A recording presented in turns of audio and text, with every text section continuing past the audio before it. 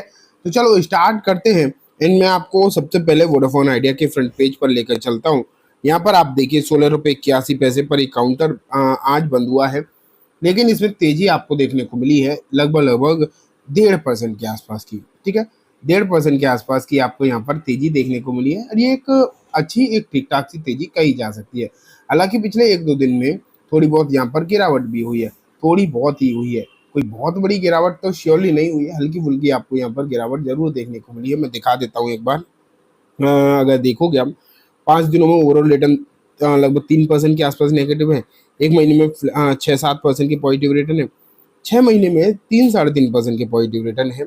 लेकिन एक साल भर में अगर रिटर्न्स देखे जाएं तो साल भर के रिटर्न्स श्योरली अच्छे दिखाई दे रहे हैं, इसमें कोई भी डाउट है नहीं। ठीक है, तो ये सिचुएशन आपको फिलहाल वोडाफोन आइडिया की रिटर्न प्रोफाइल की तरह मैंने आपको दिखा दी। लेकिन जैसा कि मैं आपको पिछले कुछ समय से बता रहा हूँ लगातार कि एक सेक्टर है टेलीकॉम, इस सेक्टर में लगातार चीजें जो हैं अच्छी होती हुई दिखाई दे रही हैं, लगातार ही अच्छी हो रही है पिछले कुछ समय में। एंड जिस तरीके से ये सेक्टर पूरा का पूरा सेक्टर आपको चलता हुआ दिखाई दे रहा है, उससे जो उम्मीदें हैं वो यहाँ पर और ज्यादा इंक्रीज होती हुई दिखाई दे रही है। उससे ऐसा लग रहा है कि हाँ, अब यहाँ पर हालचाल और ज्यादा सुधर सकते हैं। जो प्राइस हाइक हुए थे बेसिकली अगर आप देखें तो रिसेंटली जो आपको प्राइस हाइक देखने को मिले थे उसने थोड़ा सा माहौल और अच्छी कर दी थी। प्राइस हाइक हुए उसके बाद तेजी तो नहीं हुई, लेकिन उससे क्या हो गया ये निश्चित हो गया कि इनका जो एवरेज रेवेन्यू पर यूजर है उसमें इंक्रीमेंट आपको जरूर देखने को मिल सकता है। ये बात कही जा रही है और ये बात सच भी है, क्योंकि अब एवरेज रेवेन्यू पर यूजर देखने को मिल रहा है जो बड़ा मतलब ओवरऑल आप कह सकते हैं बढ़ेगा आने वाले दिनों में, तो डेफिनेटली सिचुएशन जो है अच्छी ही होती हुई आपको देखने को मिलेगी। तो इसलिए वोडाफोन में और ज्यादा कॉन्फिडेंस है।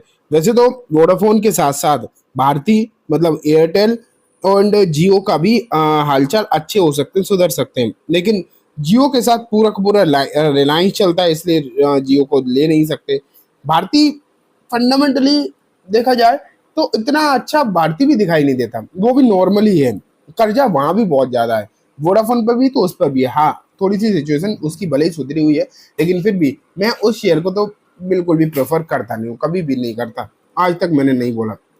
लेकिन वोडाफोन अब एक री रेटिंग की तरह यहाँ पर सिचुएशन वोडाफोन की देखने को मिल सकती है, एक री रेटिंग जो है देखने को मिल सकती है। इसलिए मुझे लगता है इस पर ध्यान जरूर देने की जरूरत हो जाती है। ठीक है, लेकिन मैं आपको क्या बता रहा था कि यहाँ पर अभी जो इस महीने का बाइंग सेलिंग का डेटा निकल कर जो आ रहा है, कुछ ऐसी चीजें आपको देखने को मिल रही हैं जो श्योरली बहुत ही ज्यादा अच्छी नजर आ रही है। मैं आप दिखाता हूँ, पहले आपको वो डेटा दिखाता हूँ, उसके बाद में बाकी की चीजें। ये देखो, यहाँ पर जून का ही डेटा है, मैं एक बार आपको पहले भी दिखा चुका हूँ बेसिकली, लेकिन उसमें और इसमें फर्क है। तब जो चीजें थी या फिर मैं बोल सकता हूँ तब कुछ ऐसे डेटा थे जो निकल कर नहीं आए थे, लेकिन अब वो डेटा जो है आप देखेंगे तो दिखाई आपको देंगे, साफ साफ चीजें जो है समझ में आएंगी। यहाँ अगर हम देखें तो निप्पॉन का सबसे पहले फंड दिखाई दे रहा है जिन्होंने 90% हिस्सेदारी को इंक्रीज किया है। फिर अगर हम देखें स्टेट बैंक ऑफ इंडिया का आउटेज अपॉर्चुनिटी फंड है 40% के आसपास। फिर टाटा का आउटेज फंड है, इन्होंने भी हिस्सेदारी अपनी बढ़ाई है। हाँ, ये दो फंड है। क्वांट का मिड कैप फंड जिन्होंने लगभग 50% अपनी हिस्सेदारी यहाँ पर बेच दी है, तो ये एक बड़ी रखवाली डेफिनेटली है। लेकिन जो नेक्स्ट बंधन ये तो खैर मामूली है, इससे कोई फर्क नहीं पड़ता। निप्पॉन 13% की हिस्सेदारी इस फंड के थ्रू बढ़ा चुका है। निप्पॉन का एक और फंड है लगभग 1.2% के आसपास इंक्रीमेंट। लेकिन LIC का जो फंड है ना निफ्टी मिड कैप 100 ETF, यहाँ अगर आप देखोगे तो आपको क्या दिखाई देगा, लगभग 172% की हिस्सेदारी आपको इंक्रीज होती हुई देखने को मिल रही है। तो ये श्योरली सिचुएशन यहाँ अच्छी जरूर आपको देखने को मिल रही है। ठीक है, फिर एक हल्की फुल्की बिक वाली, एक हल्की फुल्की खरीदारी।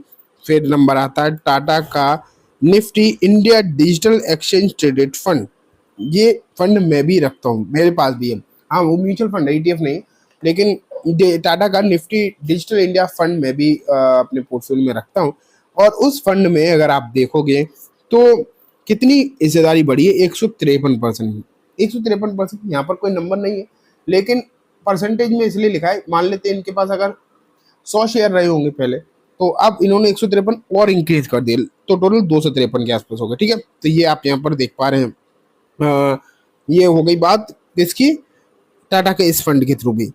आगे अगर हम बढ़े तो फिर यहाँ पर आप देख लीजिए टाटा का एक और फंड आपको दिखाई दे रहा है। यहाँ भी मल्टी कैप फंड है, 183% की जो हिस्सेदारी यहाँ पर आपको बढ़ती हुई देखने को मिली है।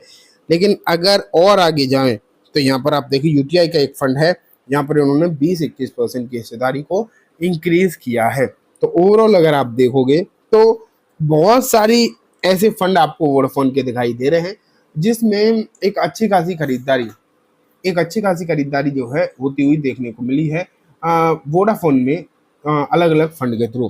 तो ये एक जो माहौल बना है वोडाफोन के लिए वो डेफिनेटली अच्छा है। एंड ये पर्टिकुलर काउंटर उससे अच्छा खासा बेनिफिट ले पाएगा, मुझे जहाँ तक उम्मीद है एक अच्छा खासा बेनिफिट जो है इसे मिल पाएगा इन चीज़ों के चलते। और टेलीकॉम सेक्टर से जुड़ी हुई जो चीज़ें हैं वो तो आप लगातार देख ही रहे हैं। साथ में एक और न्यूज़ आप देख लो, ये खबर भी जो है आज ही निकल कर आई है। VI business announces partnership with पे यू सीज डिटेल। डिटेल हमें नहीं देखनी है, हम बस एक छोटी मोटी हेडलाइन के थ्रू ही इस रिपोर्ट को पढ़ेंगे। यहाँ पर लिखा गया है क्लियर कट कि वोडाफोन एंड पे यू की एक डील भी यहाँ पर होती हुई दिखाई दी है। तो मैं बस आपको बेसिक समझाना चाहता हूँ, मैं आपको बहुत सारी चीज़ समझाना नहीं चाहता। बेसिक अगर हम देखें तो आपको ये मैं बता सकता हूँ कि फिलहाल की सिचुएशन वोडाफोन की इसलिए और अच्छी हो रही है क्योंकि बाकी की चीज़ें जो हैं वो ठीक है, लेकिन ये अपने बिजनेस एंड सर्विसेज को इम्प्रूव करने के बारे में सोच रहे हैं, ना कि एक छोटी कंपनी की तरह अंडरडॉग की तरह प्ले नहीं करना चाहते। यहाँ पर ये अब इन्वेस्टमेंट भी कर रहे हैं। कुछ समय पहले आपने देखा था कि एक खबर निकल कर आई थी जहाँ पर ये बात साफ साफ दिखाई दे रही थी, आपको कहा गया था कि लगभग 50,000 करोड़ का इन्वेस्टमेंट वोडाफोन में आएगा। तो इस चीज़ मतलब इस तरीके की चीज़ों से आपको एक बात क्लियर कट समझ में आनी चाहिए कि वोडाफोन अब कोई अंडरडॉग की तरह नहीं बल्कि एक मेन प्लेयर की तरह काम करना चाहता है। ठीक है दोस्तों, ये कम्प्लीटली बात हो गई वोडाफोन आइडिया के बारे में। उम्मीद है आपको सब कुछ अच्छे से समझ में आ गया होगा। अब मैं इस वीडियो को यहीं ख़त्म करूँगा। जाने से पहले बस एक बार बोलना चाहूँगा, वीडियो अच्छी लगी हो तो इसे लाइक करना, चैनल को भी जरूर सब्सक्राइब करना, जाते जाते बेल आइकन दबाना, जिससे कि जब भी मैं कोई नई वीडियो डालूँ आपके पास नोटिफिकेशन सबसे पहले आ जाए। एंड दोस्तों ये वीडियो सिर्फ एजुकेशन एंड इन्फॉर्मेशन पर्पज से, किसी भी तरीके की बाइंग से नहीं की रिकमेंडेशन